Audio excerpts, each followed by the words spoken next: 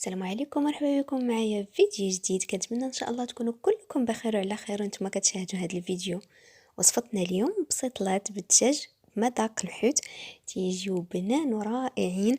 اللي داكم كيحسب لك ياكل بسيطلات الحوت، انا فعلا المذاق ديالهم تيجي بحال ديال الحوت، ما كتحسوش نهائيا بانكم كتاكلوا بسيطلات ديال الدجاج. غادي نقدمهم لكم ان شاء الله بطريقه سهله ومبسطه كيف العاده، فخليكم معايا باش تشوفوا المقادير وكذلك طريقه التحضير.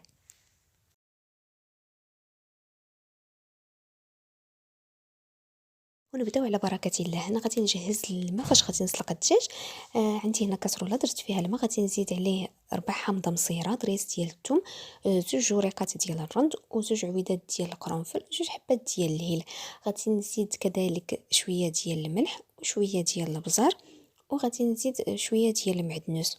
غادي ندير هاد الماء اولا هاد الكاسرونه غنحطها فوق من النار حتى كيبدا هذاك الماء تيبدا في الغليان. عاد غادي نضيف الدجاج. هنايا درت غير صدر ديال الدجاج. ممكن انكم تستعملوا دجاجه كامله، كنستعملوا غير نصف الدجاجه حتى هي كتجي زوينه. أنا هنا كان عندي غير صدر ديال الدجاج هو اللي استعملت. بعد ما كيتسلق مزيان كنزولو من هذاك الماء، كنصفي كنخليه حتى كيبرد، وكنقطعو هكاك طريفات يكونوا رقاق. ما كنخليش هكاك طويل، كنقطعو طريفات رقاق وصغار. بالنسبه لما فاش تسلق الدجاج كنحتفظ به كنصفيه، وهو فاش غادي نرطب الشعريه الصينيه. صافي غادي نخليه جانبا. وهنا خديت مقله درت فيها شويه ديال زيت الزيتون، وزدت عليه بصله متوسطه محكوكه، يعني حكيتها في حكاكه غليظه. غادي نخليها كتشحر على نار اللي كتكون مجهده باش ما كتطلقش الماء حتى كتبان لي هكا تشحرات وهبطات. دابا غادي نزيد عليها فلفله اللي قطعتها رقيقه، اولا ممكن انكم تحكوها حتى هي في الحكاكه. انا استعملت فلفله حمراء، ممكن انكم تستعملوا اي نوع ديال الفلفله. غادي نخليهم هكا كيتشحروا حتى تتهبط هذيك الفلفله حتى هي، وانتم كتشوفوا. دابا غادي نزيد التوابل. غنزيد شويه ديال الملح، شويه ديال الابزار، شويه ديال بودره الثوم اللي ممكن تعوضوها بدريس ديال الثوم تتحكوا في حكاكه رقيقه. وغادي نزيد توابل السمك اولا العطريه ديال الحوت. غادي نزيد شويه بزيت، غندير معلقه صغيره كما كتشوفوا.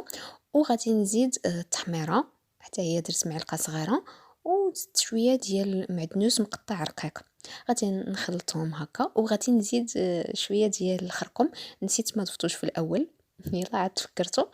صافي غادي نحركهم هكا، وغادي نزيد دابا الشامبينيون. انا استعملت شامبينيون معلب قطعته طريفات صغار، وغادي نزيد كذلك الزيتون حتى هو قطعته طريفات صغار، والحامض مصير نص حامضه مصيره. استعملت غير اللب ما استعملتش القشره. صافي غادي نحركهم هكا مزيان، وغادي نزيد غادي نخليهم كيتشحروا واحد شويه. وغادي نزيد عصير نص حامضه. في هذه المرحله من بعد ما زدت عصير الحامض، زدت معلقه صغيره ديال معجون الطماطم، ومعلقه كبيره ديال صلصه الصوجا. ما تصورش ليا هذاك المقطع، المهم راه زدتهم. وزدت شويه ديال الهريسه كتبقى على حسب الذوق.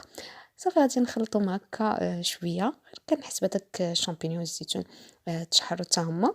صافي وغادي نضيف عليهم الدجاج اللي قطعت هكاك طريفات صغار. هذا الدجاج تيجي منسب بواحد الطريقه رائعه، يعني كيجي لذيذ بزاف. صافي غادي نبدا تنحركو هكا حتى كيتخلط مزيان مع ديك الحشوه اللي حضرت في الاول، كيتشرب هذيك العطريه. صافي غادي نزيد عليه دابا الشعريه الصينيه اللي رطبت في الماء فاش تسلق الدجاج. كنخليها حتى كترطب، كنصفيها وكنقطعها هكا طريفات صغار. صافي غادي نزيدها، غادي نبدا تنحرك هكا ديك الشعريه الصينيه واحد شويه هكا حتى هي كتشرب هذيك العطريه. صافي وغادي نزول هاد المقله من فوق من النار، غادي نخليها حتى غادي تبرد مزيان. عاد غادي نضيف لها شويه ديال الجبن محكوك، فرماج محكوك. تيبقى اختياري كما تنقول لكم دائما، الا ما بغيتوش ممكن ما تضيفوش. صافي وها هي الحشوه وجدات.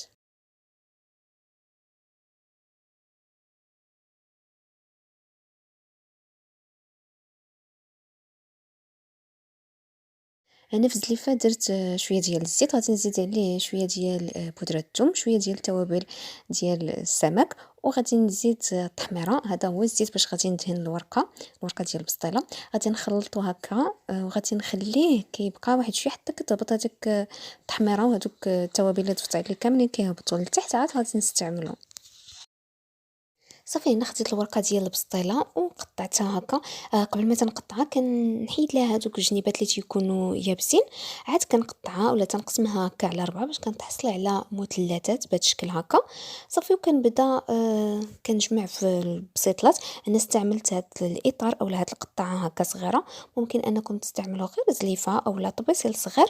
المهم الحجم نتاع البسيطلات نتوما اللي كتحكموا فيه.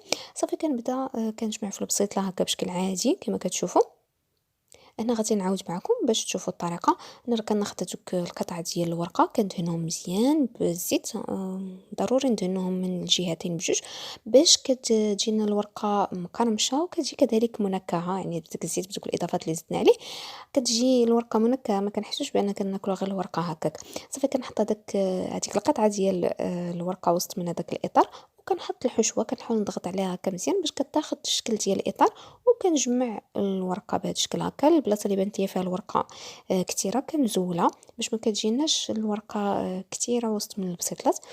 صافي كناخذ القطعه الثانيه ديال الورقه كنحطها حتى هي في الاطار، وكنحط وسط منها هذيك القطعه الاولى اللي حضرت. نتوما الجهه اللي جمعت هي اللي كتكون في التحت. صافي كنعاود نجمع عليها هذيك الورقه. انا راه غير كنجمعها هكا، ما كنزديها لا بيض لا والو، يعني كنجمعها غير هكا راه كتبقى لاصقه ما كتحل ما والو. صافي كنضغط عليها هكا مزيان وكنزولها من الاطار. نتوما كتشوفوا الشكل ديالها. صافي انا غادي نستمر بهذه الطريقه دائما كما قلت لكم. كندهن الورقه هكا مزيان بالزيت، عاد كنحط الحشوه كنضغط عليها مزيان وتنجمع الورقه. وكما قلت لكم البلاصه اللي كتبان لي فيها الورقه هكا زايده كنزولها.